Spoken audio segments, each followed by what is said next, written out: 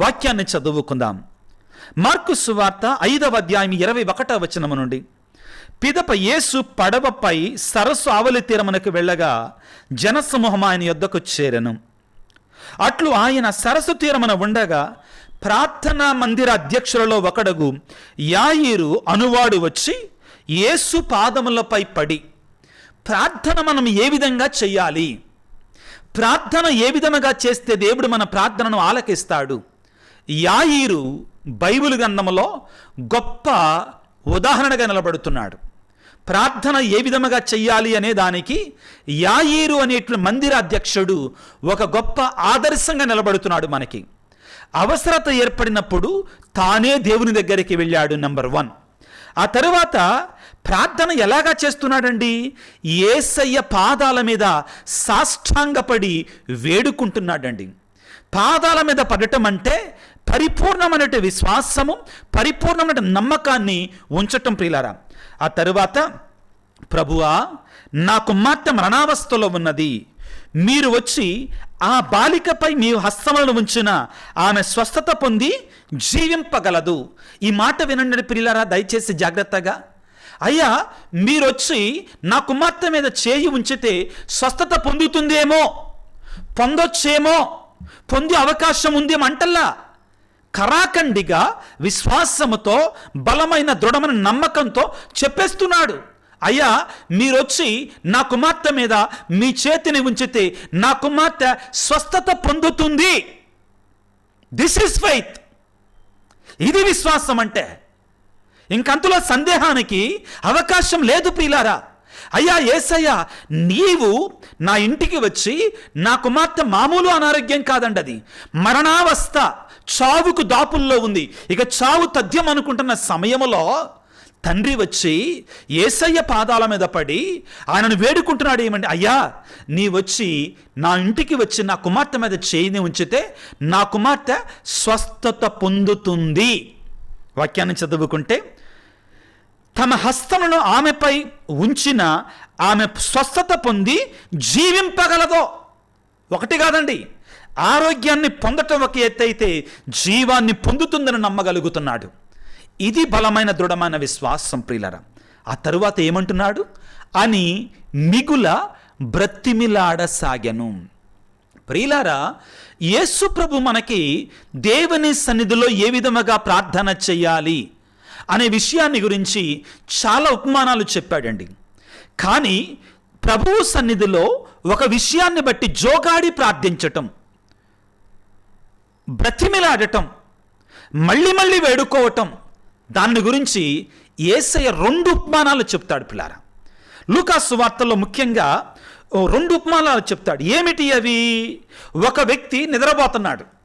అర్ధరాత్రి సమయంలో నిద్రిస్తూ ఉండగా అతని యొక్క స్నేహితుడు వస్తాడు. అయ్యా, నా ఇంటికి బంధువులు వచ్చారు, నీ ఇంట్లో ఏమైనా ఉంటే ఇవ్వు అనగానే, నేను నిద్రపోతున్నారా, నా పిల్లలు నా ప్రక్కనే పడుకుని ఉన్నారు, నన్ను వదిలిపెట్టు అంటే పదే పదే అడగటం వలన ఆ స్నేహితుడు లేచి తన స్నేహితుని యొక్క అవసరతను తీర్చును కదా అని పలికి, పరలోకమందున్న తండ్రిని మీరు పదే పదే అడిగితే, బ్రతిమిలాడితే ఇంకా ఎంత ఎక్కువగా చేస్తాడో ఆలోచించండి. అదేవిధంగా ప్రియులారా, అన్యాయస్తుడైనటువంటి ధర్మాధిపతి, న్యాయాధిపతి గురించి ప్రభువు మాట్లాడతాడు పిల్లారా. ఏమని? ఒక స్త్రీకి ఒక వ్యక్తి నుండి అపాయం దాపురించింది. ఆ గ్రామంలో ఉన్నటువంటి న్యాయాధిపతి దగ్గరికి వచ్చి, అయ్యా, నాకు ధర్మం చెయ్యి, ధర్మం చేయడం పట్టించుకోవట్లా. మళ్ళా ఆ స్త్రీ అతని దగ్గరికి వచ్చినప్పుడు అతను ఏమంటాడో తెలుసా? నేను దేవుడంటే భయపడను, మనుషులను లెక్క పెట్టను, కానీ ఈ స్త్రీ మరలా వస్తుంది కాబట్టి సరే ఈమెకి ధర్మాన్ని చేద్దాం, న్యాయాన్ని చేద్దాం అని పలుకుతాడు కదా. అటువంటప్పుడు పరలోకమందున్న ప్రియమైన తండ్రి మీరొక అవసరం కొరక మరలా అడిగితే, బ్రతిమిలాడితే తప్పక చెయ్యును కదా అని ప్రభు ఉదాహరణలు ఇస్తాడు. ఈనాడు యాయీరు ప్రియులారా విశ్వాసముతో ఏం చేస్తున్నాడు? బ్రతిమిలాడసాగెను.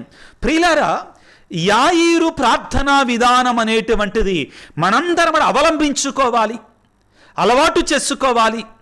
ఏం చేస్తున్నాడు? మొదటిగా ప్రభువు దగ్గరికి తానే వస్తున్నాడు. మనలో చాలామంది ఉంటామండి, ఇంట్లో కూర్చొని ప్రార్థన చేస్తా, దేవుడు నా ప్రార్థన ఆలకించటల్లా, దేవుడిని నేను ఎంత మొరపెట్టినా వెంటల్లా. యాయిరు ఏం చేశాడు? నడిచి వెళ్ళాడు యేసయ్య దగ్గర. నీవు కూడా వెళ్ళాలి, చర్చికి వెళ్ళాలి, సంఘ ప్రార్థనలో పాల్గొనాలి, దేవుని సన్నిధికి వెళ్ళాలి. అవసరత ఉన్నప్పుడు మాత్రమే కదా, అవసరం లేనప్పుడు కూడా వెళ్ళాలి. వచ్చిన తర్వాత ఏం చేస్తున్నాడు? దీనత కనబడుతుందండి, తగ్గింపు కనబడుతుందండి. ఆయన యేసు వద్దకు వచ్చి ఆయన పాదములపై పడి, ఎవరి పాదముల మీద పడ్డాడు? యేసయ్య పాదములపై పడి వేడుకుంటున్నాడు. ఆ తర్వాత ఏమంటున్నాడు? అయ్యా, నా కుమార్తె మామూలు అనారోగ్యం కాదండి ఇది. It is a sickness that is the leading to death. ఈ అనారోగ్యం మరణానికి దారి తీస్తుంది. ఆల్రెడీ చెయ్యి మించిపోయింది, పరిస్థితి మించిపోయింది ప్రియులారా. కాబట్టి మరణావస్థలో ఉన్నది. మీరు వచ్చి ఆ బాలికపై మీ హస్తములు ఉంచితే చాలు, నా బిడ్డ స్వస్థత పొందుతుంది, జీవింపగలుగుతుంది. స్వస్థత, జీవము అని మిగుల బ్రతిమాల సాగెను. ప్రియులకు దేవుని బిడ్డ, నీ జీవితంలో నీకు ఒక అవసరత ఏర్పడినప్పుడు నీవు ఏ విధముగా ప్రార్థన చేస్తున్నావు? ఒక పదం ఉంటుందండి బైబిల్లో, జోగాడి ప్రార్థించటం, మరలా ప్రార్థించటం, దేవుని మొరపెట్టి ప్రార్థన చేయటం, మూల్గులతో ప్రార్థన చేయటం. పౌలు గారు మాట్లాడతారు, ఆత్మలో మూల్గులతో ప్రార్థన చేయటం. ప్రియ దేవుని బిడ్డ, ప్రార్థన ఏ విధముగా చెయ్యాలో సరి అయిన విధముగా నువ్వు చేయగలిగితే సరి అయిన దీవెనలను దేవుని నుంచి నువ్వు పొందగలుగుతావు. ఈ పవిత్ర శ్రీసభ చరిత్రలో ప్రియులారా ఎంతోమంది పునీతులు మన గొప్ప ఆదర్శాలకు నిలబడతారు. మోనికమ్మ గారు మొదట తన భర్త మారు మనసు కొరకై జోగాడి ప్రార్థించింది, మరలా ప్రార్థించింది, ఉపవాసం ఉండి ప్రార్థన చేసింది. దేవుడు తన మొర ఆలకించే వరకు కూడా ప్రార్థన చేసింది. ఆ తర్వాత తన కుమారుడు అగస్తీను గారి కొరకే ప్రార్థన చేసింది. భయంకరమైన పాపములో జీవిస్తున్నటువంటి, ఆధ్యాత్మిక జీవితంలో మరణించినటువంటి తన కుమారుని కొరకై ఆ తల్లి మరలా ప్రార్థన చేసింది. సుమారుగా 35 సంవత్సరాల పాటు తన కుమారుని మారు మనసు కొరకై ప్రార్థన చేసింది. దేవుడు తన ప్రార్థన వినే వరకు ప్రార్థన చేసింది. దేవుడు ఆ తల్లి మరణ ఆలకించాడు, కుమారుని మార్చాడు. ఎట్లాంటి కుమారునిగా మార్చలేదు. ఆత్మీయంగా అగస్తీను గారు చచ్చిపోయారండి పాపములో పడి. తల్లి ప్రార్థన కారణంగా కుమారుడు బ్రతికాడు, మహా గొప్ప వేదశాస్త్ర పండితుడుగా మారిపోయాడు. ప్రిలారా, ఈనాడు ప్రిలారా, యాయిరు తన కుమార్తె కొరకై కన్నీటితో వేదనతో యేసయ్య పాదాలపై పడి మిగుల బ్రతిమిలాడుచు, నువ్వు ఒక మాట పలికితే చాలు, నీ హస్తాలను ఉంచితే చాలు, నా కుమార్తె స్వస్థత పొందుతుంది, జీవిస్తుంది అని దీన మనస్కుడై ప్రార్థన చెయ్యగా ప్రియులారా, యేసయ్య యాయిరు కుమార్తెని జీవముతోటి లేపాడు. వాక్యాన్ని చదువుకుంటే మార్కు సువార్త 5వ అధ్యాయము 40వ వచనము నుండి, అందుకు వారు ఆయనను హేళన చేసిరి. అయినను యేసు అందరిని వెలుపలకు పంపి ఆ బాలిక తల్లిదండ్రులతోనూ తన శిష్యులతోనూ బిడ్డ పరుండి ఉన్న గదిలోనికి ప్రవేశించెను. ఆ బాలిక చెయ్యి పట్టుకొని తల్లి తాకుమి అనెను. ఓ బాలిక, లెమ్మను నీతో చెప్పుచున్నాను అని ఈ మాటల అర్థము. వెంటనే ఆ బాలిక లేచి నడవసాగెను. ఆమె 12 ఏళ్ల ప్రాయము గలది. అది చూచిన జనులెల్లరూ ఆశ్చర్యచకితులైరి. ప్రియులకు దేవుని బిడ్డలారా, ఈ అద్భుతం జరగటానికి తప్పనిసరిగా మమ్మాటికి కూడా యేసయ్య దైవికమైన శక్తి, దీన్నెవరు కాదనలేరు.